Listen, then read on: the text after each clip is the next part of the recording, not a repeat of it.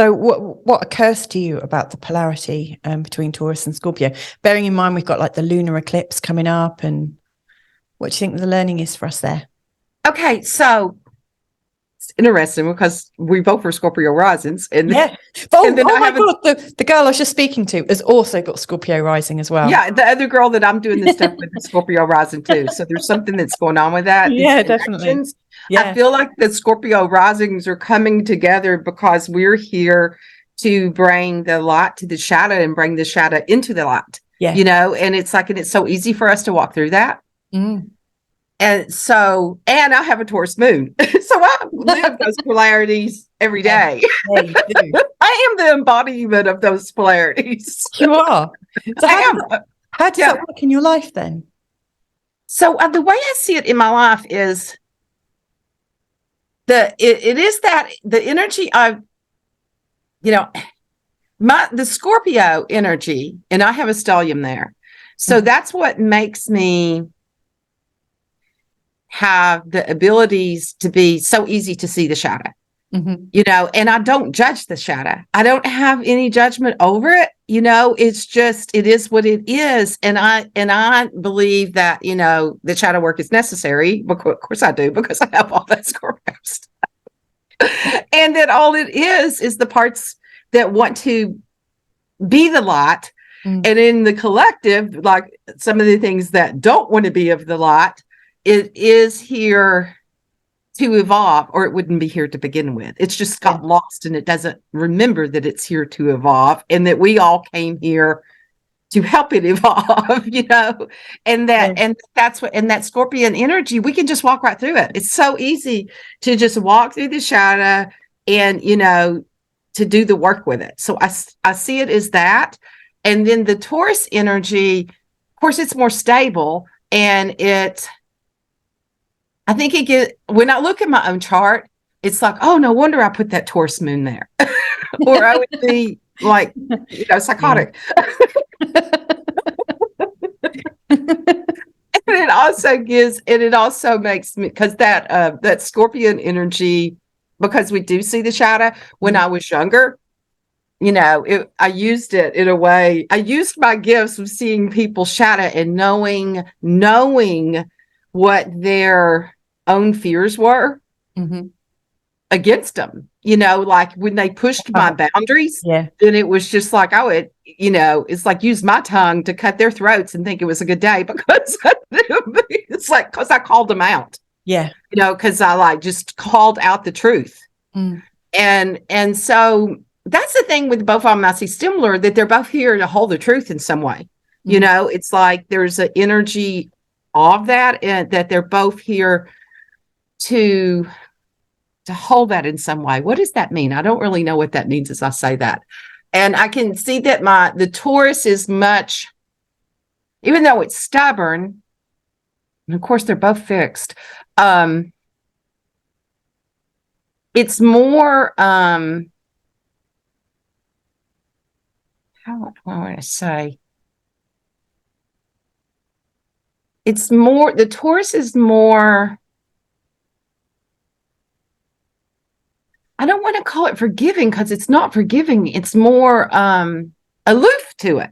It's like it's more aloof to me and you would think that Scorpio would be more aloof, but I see the Taurus energy being more, you know, well, if it doesn't step on my values, then I don't really care. Yeah. Does that make sense? Yeah, I think it does, actually, because one of the things that I observe with like Taurians is that they kind of make life okay for themselves.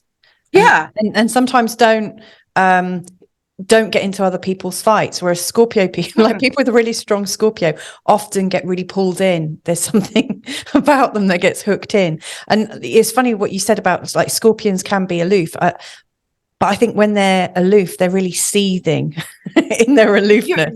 They're really attached to it, aren't they? Because I know what I was like as a little child. And yeah, I suspect I did the same, you know, when you were describing about sort of seeing into people's fears. I may well have done that myself, actually. I love how candid you You are. know, they both kind of have a brooding energy to them, because Tauruses can be extremely, you know, like that, a brooding kind of, you know, little children, like they'll go into their room and just be in that emotional place of that. And then the Scorpions do it too. You know, they go into the cave all of the time, but it's more chaotic and emotional when they're in the cave. You know, they're in there like tearing up paper and well, I was playing rock music really loudly and right. smoking a cigarette out of my window without, but of course, and maybe even climb out the window. Yeah, I used to sit on my window. Had nowhere to go. For the Taurus, when it goes into that, it's just going to sit back and chill and watch Netflix all day or whatever it is. You know, it's just going to do that and eat bonbons and maybe eat out of the peanut butter jar with its finger and not care. Yeah, I've got a couple of kids like that, actually. Yeah, so it does. So that's where they're the parts they're saying, but then they work out the energies in a different way. You know, the Taurus will just go into things that it values, and then what will comfort it and feel good and that type of stuff. Yeah. And of course, like right now, like we've had the sort of energy of Taurus and Scorpio really playing out quite a lot with the nodes. And like right now, obviously Pluto's gone into the sign of Aquarius, and then later on this month it goes into opposition with Pluto. Now, like obviously both Mars, the ruler of Scorpio, or one of the rulers of Scorpio, and Pluto, the other one, they're going to be in opposition. Isn't it kind of interesting that we've got like the Scorpio South Node and those two in opposition? What do you think about the Leo and Aquarius polarity? Because they're the other fixed signs, you know. They're the other fixed signs. So the Leo is that, I think the Leo energetically, whether it realizes or not, and I see this, I'm thinking of this in the collective as the Pluto in Leo, which are the boomers. They are, aren't they? Yeah. And the energy of that. And that, you know, it's more self. It's about self and the self agenda. Yeah. And what the agenda does for the self, and, you know, and that the victory is for the self, you know, where the Aquarian energy is that energy for the collective. And the broader picture, and it can be much more detached from all of it, and it's the, you know, for the collective, and what will this change do for the collective, even though they're both fixed. There is an energy about change for them, but the you know, the Leo change is about, well, how big will this stage be for me, and where the Aquarian, you know, is the changes for all of the collective.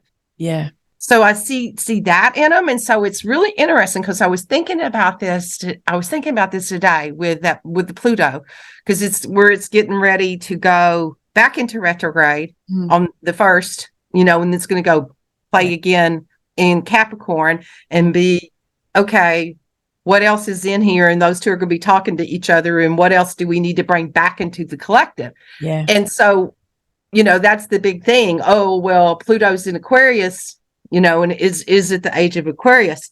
And I really see that energy as the children that will be born. Yeah. The children that will be born that will carry the Pluto in Aquarius, and what will they be doing in 20 years? You know, it's like, and at that time, the boomers won't be here anymore. You know, most of the boomers will have left their bodies by that time period, you know, because of the age that's in there. So it's the changing of the guards between the two. Yeah. And that's in some cases, that's their grandchildren and also their great-grandchildren, isn't it? Yeah, their great-grandchildren. Yeah. I mean, I've got a couple of boomer parents with their with their Pluto in Leo.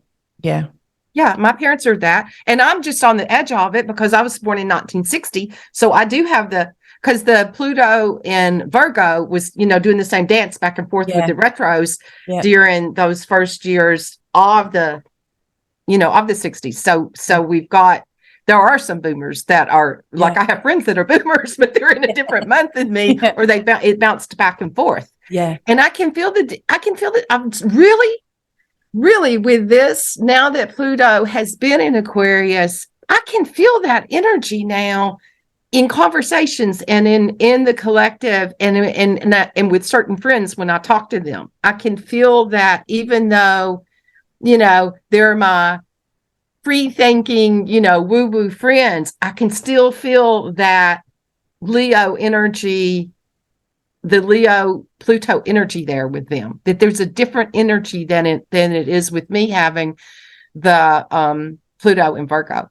That it's like the Pluto and Virgos, that we're like, we came in to learn the systems to take them and to bust all the traditional stuff with them. I agree. I mean, like with nuclear power, and also the way work changed a lot. Like, the boomers were really in that space of, you get a job for life and you'll be fine. And then, of course, you guys in the 60s, with your Pluto and Virgo, my husband's like right slap in the bang in the middle of it, and that really strong energy, with Pluto and Uranus in opposition to Chiron and Saturn. That's pretty, isn't it? And I see that you guys have been sold a really dud deal, like there wasn't the job for life, and your jobs have been separated down into lots of little components, and so you've been in a real kind of serving others kind of, like the Virgo Pisces polarity. It's been very much about kind of making sense of the mess of the boomers as I see it. Yeah, it is making sense of it. And then the younger boomers have the challenge of the fact that, we like, if you didn't pivot with this age that we're in of computers and all of that, because we didn't have that opportunity, that wasn't there. We didn't get it in school. You had to, and if you didn't have a job that you were trained in any of that, then you don't know. It's like you have no experience in any of that, and it's really hard for them to shift, for them to try to take it in, and to they want to hold on to the traditional stuff. So there is that part of that with the Leo energy that wants to hold on to a tradition more so than, that's the difference between it and the Aquarian energy. Yeah, absolutely. Yeah. That it's like loyal and dedicated to that, and they're still, energies, that they hold on with that. So I was really looking at that the other day. It's like, what does this, Pluto and Aquarius, and it's like, it's about the children. It's all about the children and the energy that they're going to carry and what they're going to do in 20 years with that energy and the change of the guard. It's like it's going to be a new eon because the boomers, are leaving, or they're already leaving, and they're coming back as the Aquarian Pluto kids. Yeah, they may well do that. That did occur to me. Yeah. Right. It's like they have an opportunity to come back as that. Yeah. So that part, that's how I'm seeing that for the whole big picture. Yeah, it's fascinating. Yeah, because I sometimes wonder about, like the purpose of the Pluto in Libra, which is I'm at the beginning of that. And I don't know. I just see that I don't really see that my generation has had quite as big a shift on humanity as the boomers have. Theirs is really kind of integral with how things have been set up.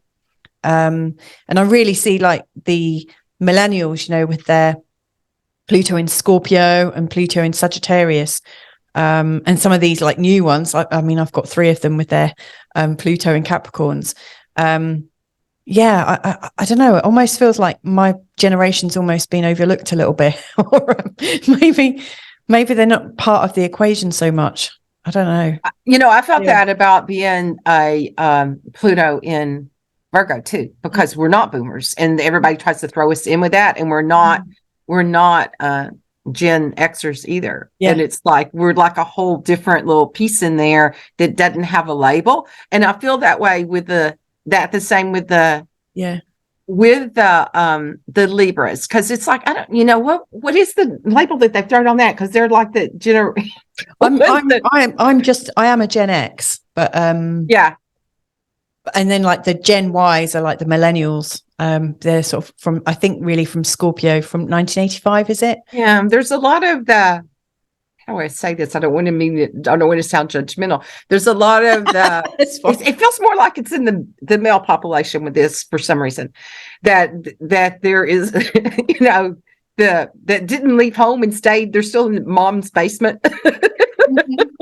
They're still living in mom's basement. Yeah. Because they don't know their role. Yeah. They know that other role is not them, and they don't know where the balance is, with the Pluto and the Libra with the balance, and they don't know what that next step is. So maybe maybe that was here to hold the space, to hold the space of the scales until the next shift happens. Yeah. It wouldn't surprise me. And I mean, with Pluto in Libra, I think, one of the transformations we were really experiencing was we were one of the generations growing up with divorced parents. Exactly. En masse. Right. I mean, it's not such a big deal, I don't think, in the sort of millennials. It's almost accepted, families almost know how to organize themselves because of that. But we were in, and I think some of your generation as well, just in the Pluto and Virgo, we were starting to experience it. And it's the change of the family. Like for me, I grew up with my mum at home. And then, when I was about 10, she went back to work, or went to work pretty much for the first time. And, like she started to drive, there was a definite kind of switch, from the mum being a lot more at home. Maybe we're realizing that we could fall in love, or look for the person, the one, that transformational relationship in a way that I don't think maybe my parents were. I think they're very lucky that they found each other. But, I've seen quite a lot of boomers that kind of maybe a bit more practical, like they were looking more for personality and compatibility rather than just survival. Yeah. To keep my parents are still together. They're 85. And it's like my parents are still, So they're the Pluto and Cancer people. Yeah. Are they Pluto and Cancer? Or Dad may be Pluto and Leo, and Mom, she's a year younger than him. Right. They'll be 86 this July, 86 and 87. I don't know, somewhere. I lose touch with their birthdays.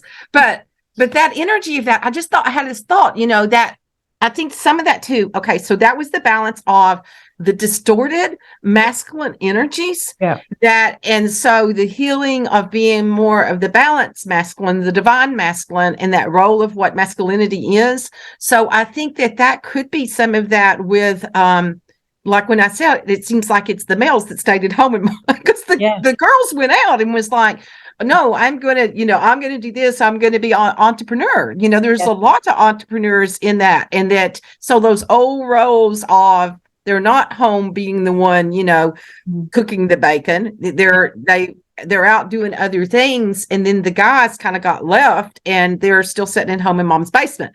Yeah. So, but there's something in that energy, because it was time for that balance between the masculine energies. Mm-hmm. And it feels like that. So they didn't have, I don't know, there's something in there that they didn't have that. I think they just didn't know where they were, and were lost in it because they knew they're not the old program, and then they're not the others. So they just they just stayed home, off the buzz. And I totally understand that, and I think that is still playing out right now. I mean, I was talking to a client from Texas who went to see one of her kids at university, and she was saying, oh my goodness, universities aren't anything like they were when I was at school. She's like, back then people were obviously trying to attract each other and obviously, in the sort of pheromone game. And she was saying, like people were very distracted and not very together. They weren't looking their best. It's like they weren't making an effort. Like how animals in the animal kingdom, the men will fluff up their feathers and the women will as well. And there was none of that going on. She was like really kind of surprised. There was not so much of that obvious male female rutting. There's no chase. There's none of that. There's no dating. It's like there's that. Yeah. So, I mean, I wonder, it does feel like how is it okay to be a man these days, and what is the role of a woman? You're right. I think this, in our lifetime, I would say those roles are really, really shifting. And so Pluto and Aquarius, do you think that is marking a blending of the genders, or what? Well, I mean, we're seeing that everywhere. It's all over the media, the news, and in, the family stuff. I think that the media is hyping it up more than it really is, but, and that honestly, I don't think most people really give a shit. But the media is taking off on it. And then, so a lot of the people that you see that have such strong opinions about it are some of the old boomers. Like here in the United States, where you see it where they're trying to turn it into some kind of political thing. Yeah. And it's like, nobody really cares, It's like, and it feels like they're trying to turn it more into their agenda. But then you also have some of all of the more dominant personalities that, that's all they want to hop on. It's like, I don't know what it is that they think that, I don't know what their agenda is with it and what they think that they're going to get out of it, and that it feels like it's tried to come into balance and then it's went off in another unbalanced place, know? Yeah. And I think that that's what happens anytime in the collective in society when consciousness changes. Yeah. Like first it's kind of like the Libras, the Libra Plutos. It's just like, okay, we're just going along. We're going with the flow, whatever, man, do whatever for the day. Who cares? And it's kind of that energy. Yeah. And then all of a sudden there is another polarity. And then it's like, wait a minute, this is changing. I don't want it to change. And then humanity starts, trying to pull into old belief systems and stuff. Yeah. Because the truth is, it's really, in a big picture, it's not going to affect them. And they try to balance it and they go overbalance. It's weird because they don't know what to do yet. Yeah. I mean, that makes sense. When I was at school, I looked at a little bit, I was really fascinated by philosophy. And there was this thing called the dialectical theory, which is like, you have a theory and then you have the antithesis, like the opposite, like thesis to antithesis.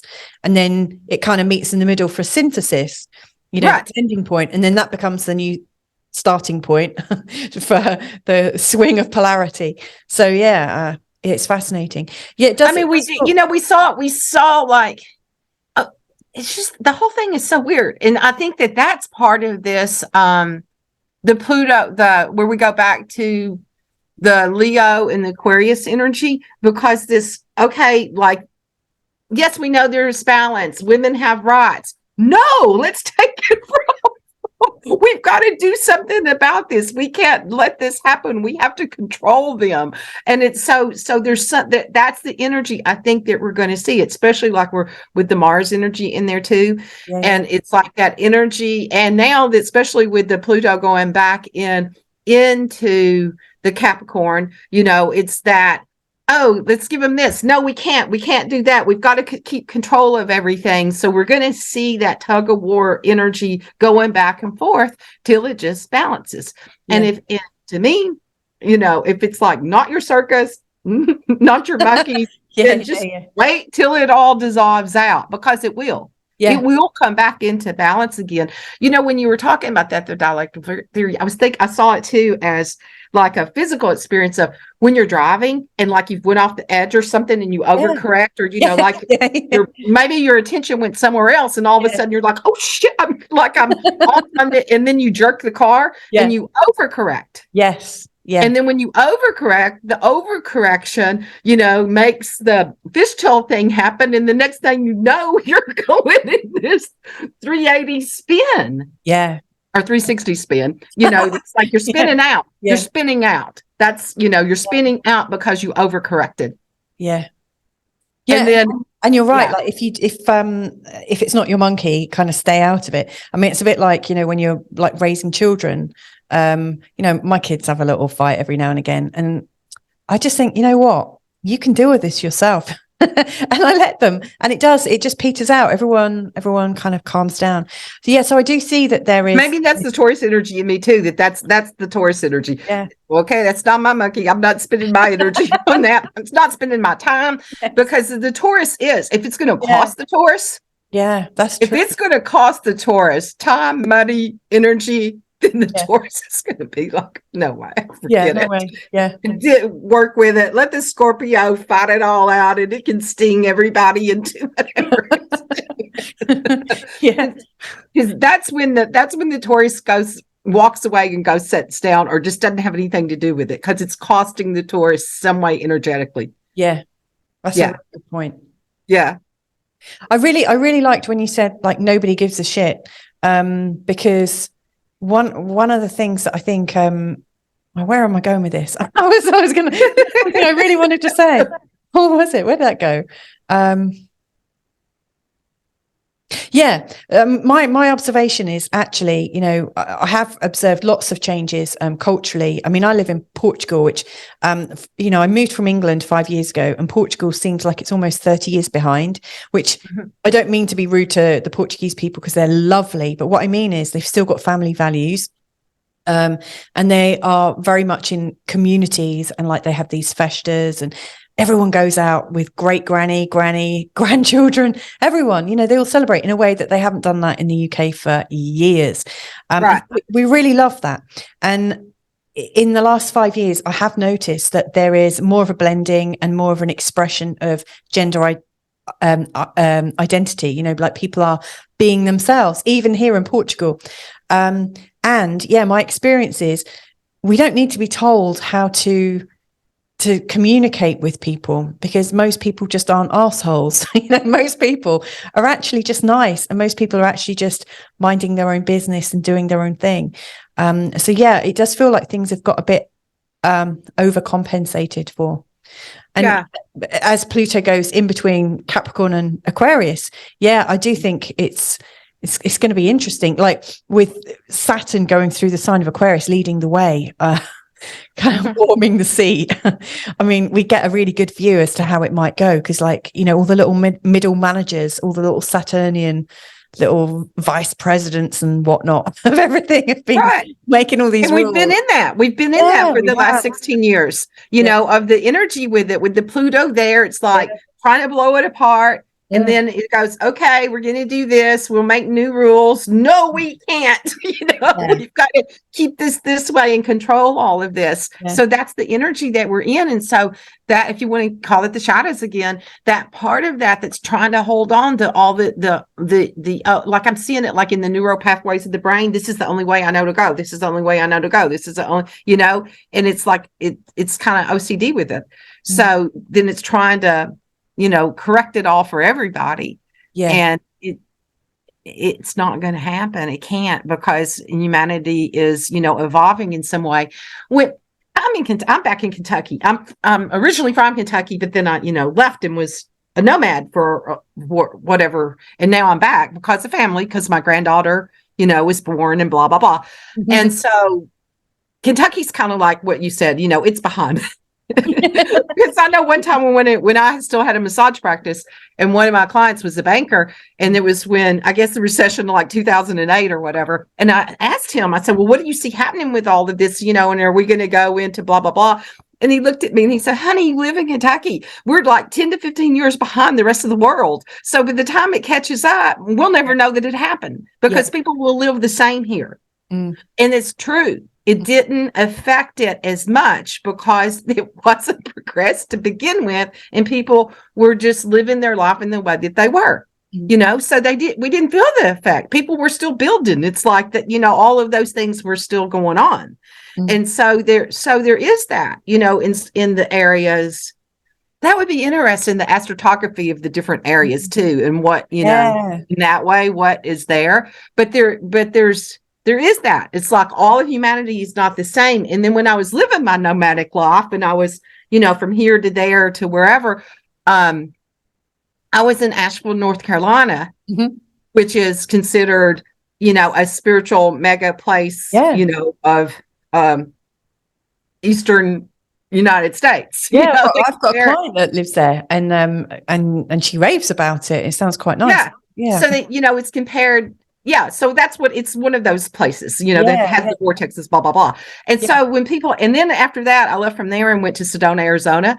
And so Other when place. people asked me, like, what was the difference between the energies? Yeah. So this is kind of what I'm seeing. I'm telling the story because it's the difference in the way humanity evolves. Yeah. When I hit Asheville is one of those places, like it has the old, Appalachian herbalist, like the foundation of that type of stuff is still there. So there's a part of acceptance with that. The locals, you still have, the rednecks that aren't, they're the good old boy rednecks. But all the people that have come in, that have came from wherever, that are star seeds and this and that and whatever, they have came there to fly their freak flag. Okay. So you may freak flag. Yeah, you may see whatever on the streets, and it's like part of the culture is even the people that are the what do you call it? The the people that travel. What do you call them when you go somewhere? Gypsies. What? Gypsies. No, not the nomads. gypsies, like the tourists. The tourists, okay, like the people dressed in rainbows and wearing whatever colors and that are expressing themselves in however way they want to. Like that's part of the draw. Like people are there because there's music on the corners. People go there to all the breweries and stuff like that, and they're like, I mean, if I was walking to a yoga class, they would stop you. It's like that, you would see them elbowing. Oh, that's one of them because you're dressed like a hippie. Yeah. So they stopped the locals and asked you things. Yeah. And it's like we were part of it, And so like I go to a static dance and people had scarves, guys in skirts, but they weren't really what is labeled transgender. They're just expressing themselves and however what's it they choose to express themselves. Yeah. And so they're just flying their freak flag for the day. And so it's like that. And everybody's just like so happy to be flying their freak flag. And they're all, they're all going through their great healing experience and they think they're the next prophet and whatever. It's like they've awakened and they're going through. Yeah. They're here to do that, don't we? So it's that phase, And then when I left from there and went to Sedona, and I had been in and out of both places a lot. Okay. Yeah. And then the difference in living in Sedona was people don't give a shit.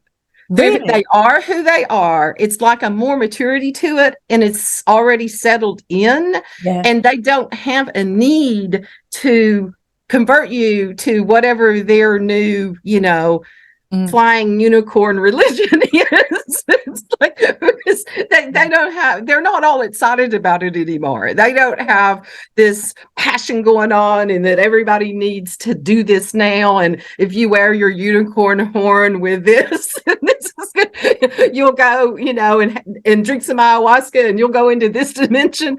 That's not there. It's like everybody is just chill. They are who they are and they do their own thing. And nobody needs to convince anybody of anything. It's a maturity of spirit.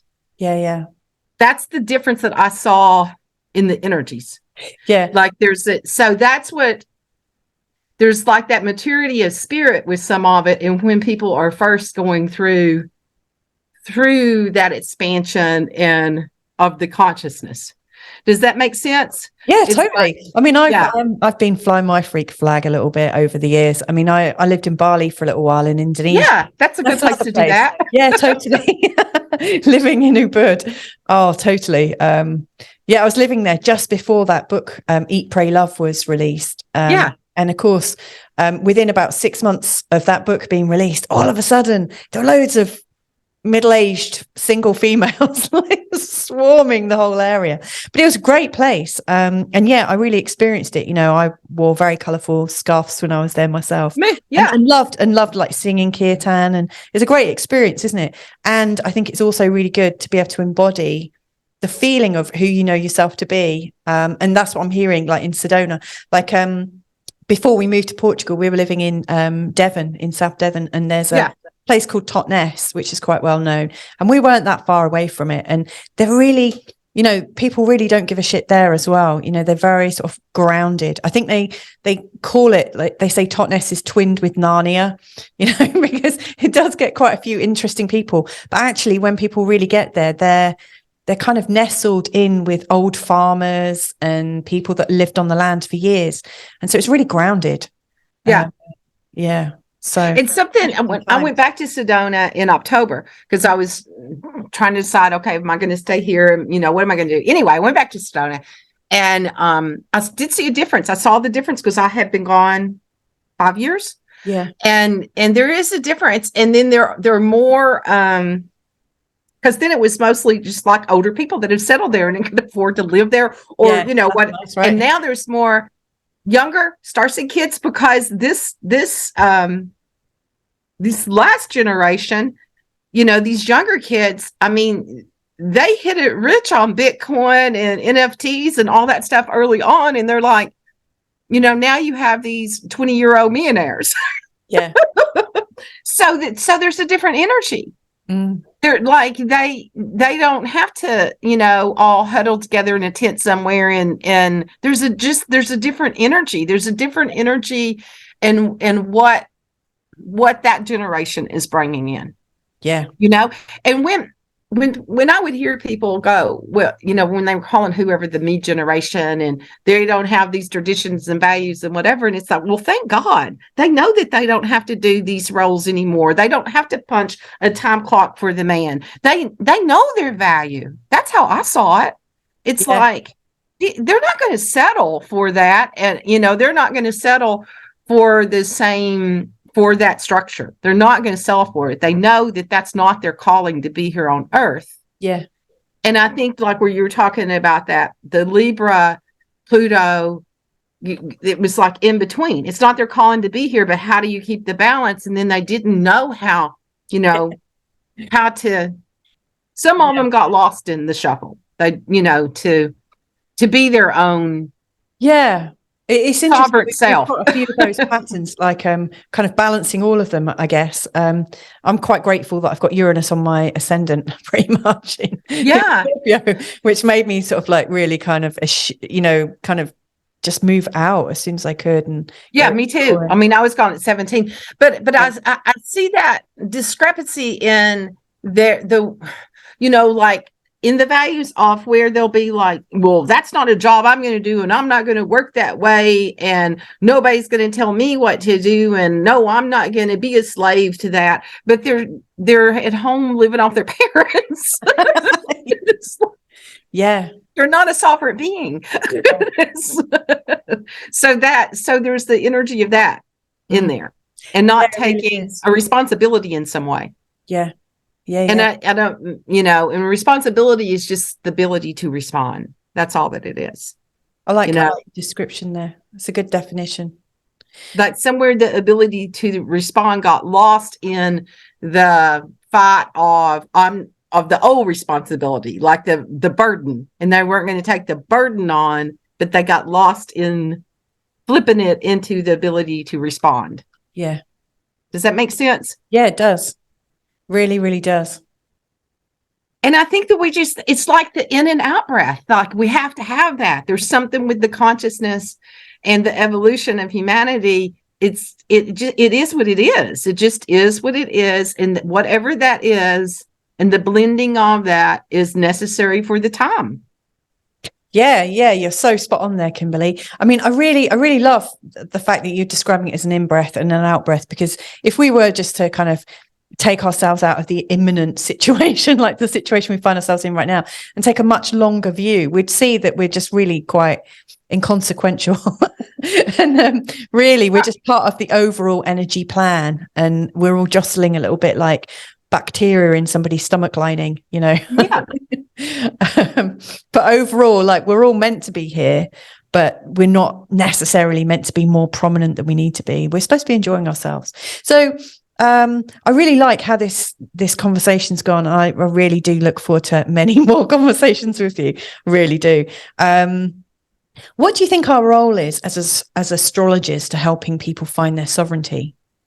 You know, that's interesting. It's a leading question because I've assumed that is our role. Yeah, that's our role too. It's funny because astrology is always like, I grew up with, even for my parents to be, my mom used to read us the daily, the horoscope every morning. Like, she would not let us. We'd eat, because see, the family still ate breakfast together. You didn't go anywhere. Like, the mother got up, did the breakfast. She read us our every morning. No, you can't leave yet until you know what's going to happen today. Oh, bless her. What a legend. She would read the newspaper astrology thing every morning to me. And I'm just now realizing how open-minded my parents actually are. Yeah. I really am. And that she did it every morning, and that we needed to know that. So I didn't grow up with like astrology was some kind of witchy taboo, thing. Because because I see that sometimes in some people that still have to get over that, that. And it's like, it's always surprising to me because I see astrology as a science, and that it's all about factual stuff. So, yeah.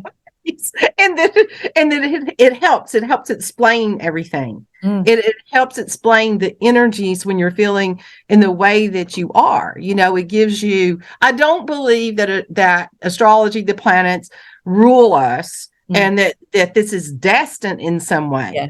I think that it's here for us to utilize the energy to create our own destiny.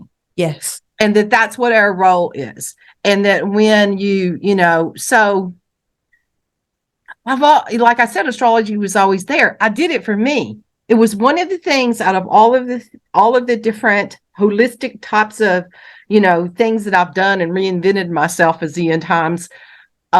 It was the thing I did for me. I just wanted to know about me. That's all I cared about. I just wanted to understand myself. Yeah. And then it just, with working with clients, it would just intuitively come out.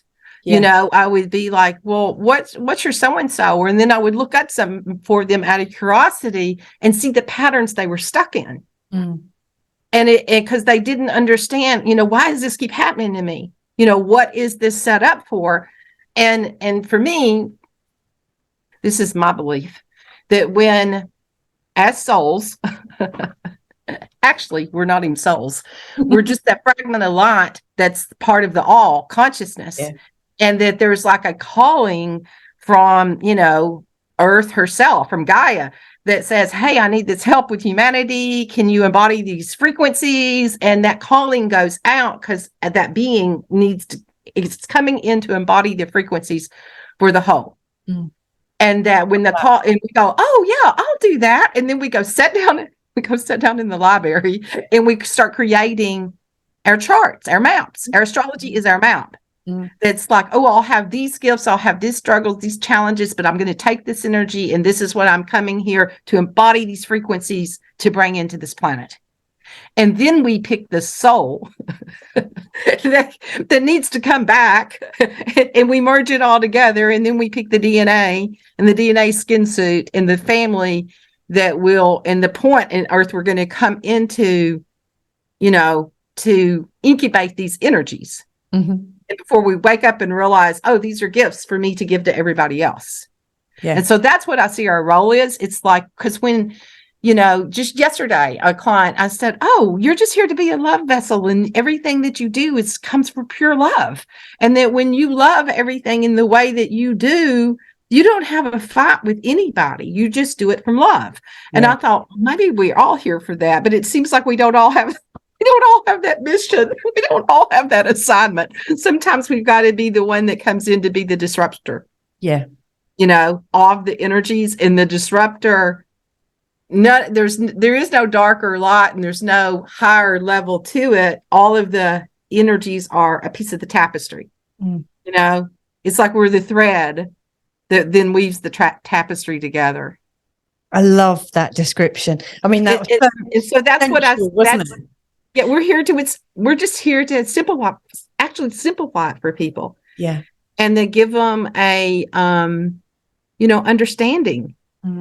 So they don't think that they're batshit crazy, or they're, it's just the planets. You'll be okay. Yeah. This will pass. This will pass. And it's just frequencies. It's just frequencies. And to me, if there are the planets out there moving, it's like it's opportune times that all that was already written in some way, or whatever the whole collective's doing, that this will move in, and then these energies will be here, and this energy beams into the collective consciousness. And it's like an opportunity to take those frequencies and use them for something. Yeah. I really like that. I really like that description because it's so visual. I mean, I always think of it as a wave, like there's a wave of energy. And like you can get on your surfboard, you might be waiting for a while, waiting for the right swell to come, and then surf right in. And it's like waiting for that wave to come in. And if you overshoot it, you won't go very far at all. In fact, you'll get like drowned.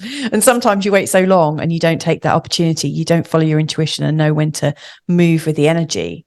And so, right. Yeah. So, and the opportunities, it's not this lost forever, but it'll come back again, but there'll be another wave, won't there? At some point. It might not be as big a wave, and it may not make as big of a splash or happen as fast. Yeah. But it's like, or you'll have to make more effort to do it in some way. And that's one of the things that always totally blows me away with astrology, that like when I looked back to see whatever this eclipse was and where it was the last time, that is when I went off and like I came off the roof and went out into the world, and I made these changes, and I closed my brick and mortar and like it, because it's in my house of work.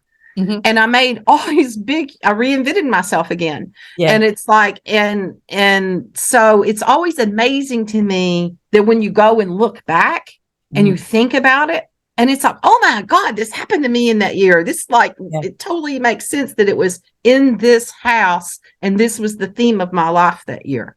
Yeah. That part to me it's like blows me away. Yes. It's like you can't make this shit up. You really can't, can you? You really, really can't. Oh.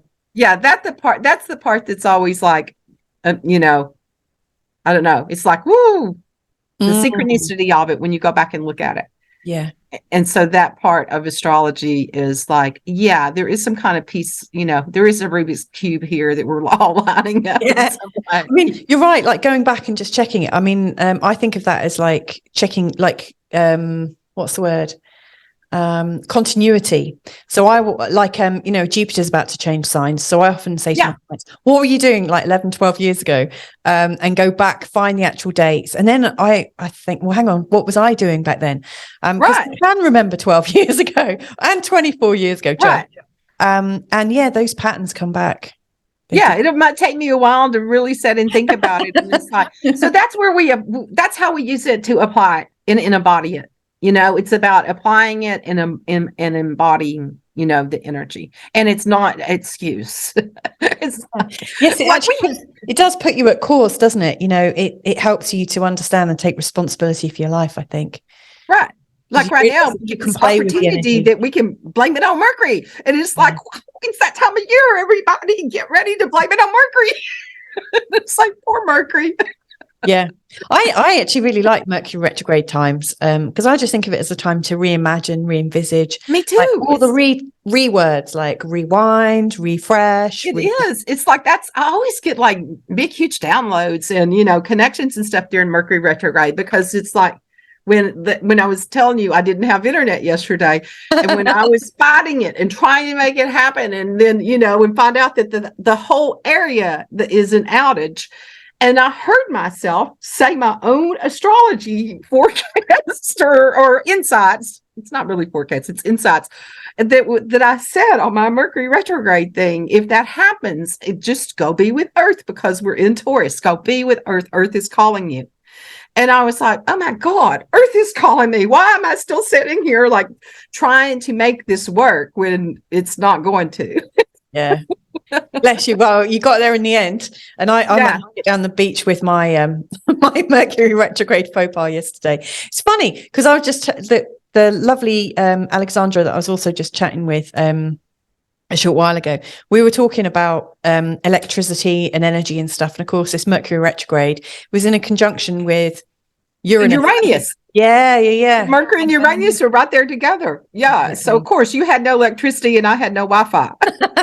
In some way, intuitively, we didn't schedule this for yesterday. So no, we didn't. And I think it's just we just have to be more patient with ourselves and just like I always think what is what's best, because like if you get delayed a little bit, something else is about to happen. Exactly. I used to be like, if I got a job in, I'd want to work on it straight away. And actually, I realized that trying to bend time to make things work, it just doesn't make sense. Often now, I have a rough idea of like 2 days of when I'm going to be working. But always some information drops, or I'll have a conversation with somebody and then I'll start my work. And then I think, that's why I needed that conversation. And it's just another perspective that just happens to just pop up.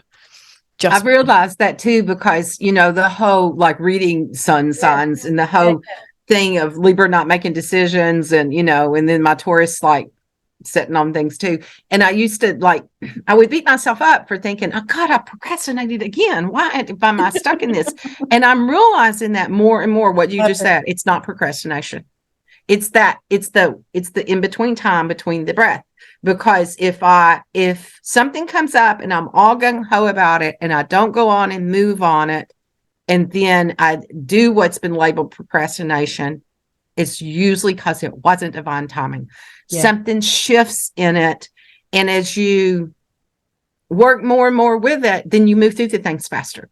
It's like, then you see it. It's like it saved me whatever karma I cleared up. I didn't have to go through that experience, and you bounce through it faster. When you see it, it's like, oh yeah, this came up, but not every opportunity do we have to jump on. And usually that's what it is I'm really seeing, I took that in that belief, and it's not procrastination. It's all about divine timing and being in the flow. Yeah. And it's sacred work. So it should have the divine timing. Yeah. So I think that's it. That's another thing that our role as astrologists is that.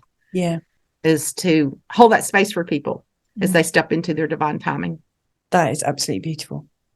I'm going to have to step into my divine timing again and move on to something. But thank you so much for spending some time with me today. I really, really enjoyed it. Yeah, I did too. Let's keep this conversation open. Okay. Have a great day. Lots of love. Okay. Bye. Bye.